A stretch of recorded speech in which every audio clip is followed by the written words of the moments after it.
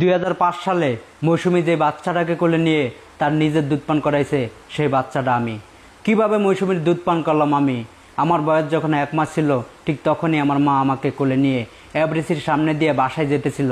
পরবর্তীতে পরিচালক দেখে আমার মাকে জিজ্ঞাসা করে, এই কিউট বাচ্চাটাকে। ঠিক তখনই আমার মা বলল, এটা আমার সন্তান। পরবর্তীতে পরিচালক আবারও বলে, এই কিউট বাচ্চাটার নাম কি? তখন আমার মা বলে, ওর নাম সোহাগ। এই নামটা শুনে পরিচালক অনেক খুশি হন, বলে যেমন নাম তেমন সে।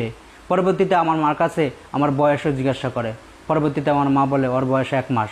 পরবর্তীতে আমার মার কাছে পরিচালক অনেক রিকোয়েস্ট করে যে এই কিউট বাচ্চাটাকে আমাদের কাছে 1 ঘন্টার জন্য দেন, আমরা একটা শুটিং করব, আমরা আমরা মৌসুমীর কোলে এই বাচ্চাটাকে দিতে চাই। পরবর্তীতে আমার মা না করে দেয়। পরবর্তীতে অনেক রিকোয়েস্ট করার পরে আমার মা 1 ঘন্টার জন্য তাদের কাছে আমাকে দেয়। দেওয়ার পরে পরিচালক মৌসুমীর কোলে আমাকে দিয়ে দেয়। তারপরে মৌসুমী তার নিজের দুধ আমাকে পান করায়। আমি সেই সোহাগ।